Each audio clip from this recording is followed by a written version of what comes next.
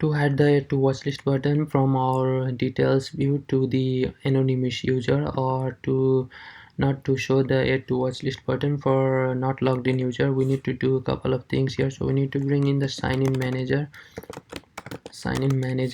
and we're also gonna need to use user manager. So let's inject user manager of type application user. Let's name this user manager, and once we do that, we can use sign in manager to check whether the user has been signed in or not. So we can write the conditional statement here: sign in manager dot it has a each signed in method, and takes the user as a parameter. The user is passed by the framework. So if sign in manager dot is signed in, if the user is logged in, then we want to show them the add to watchlist button, otherwise not. And another thing is, we don't want to show the add to watchlist button for the user who owns their pet. So we don't want to show the add to watch list for the owner of the pet. So we can write another condition here. So the condition would be model dot user id is not equal to user manager dot get user id, and pass the user. So if the user id of the pet here doesn't match with the currently logged in user, then that means the pet that the user is viewing is not their pet. So if the pet is not the owner's pet, or not the pet of the logged in user, and the user is signed in, then we want to show the add to watch list button, otherwise not. So let's save this, and with everything in place, let's head over to our browser and refresh the project. And here I'm logged in as test1@gmail.com. So let's click on my pet. So dog is the pet of test1@gmail.com.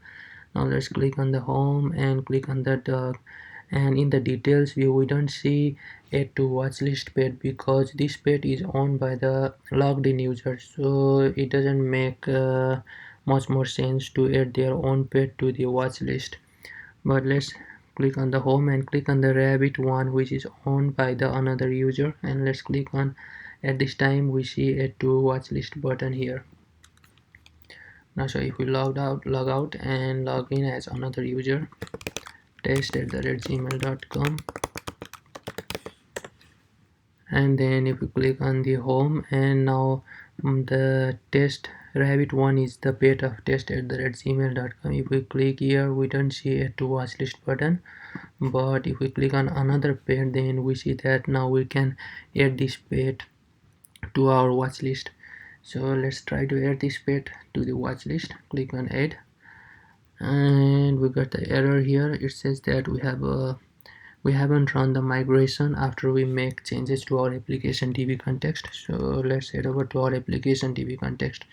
So last time when we added our watchlist DB set to our application DB context here and define the relationship, I guess we forgot to generate and update the migration. So let's click on view terminal, and let's generate the migration here.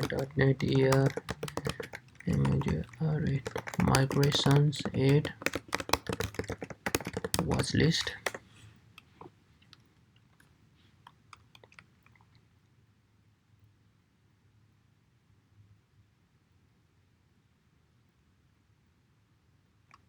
And let's update that migration to the database. So .NET EF database update.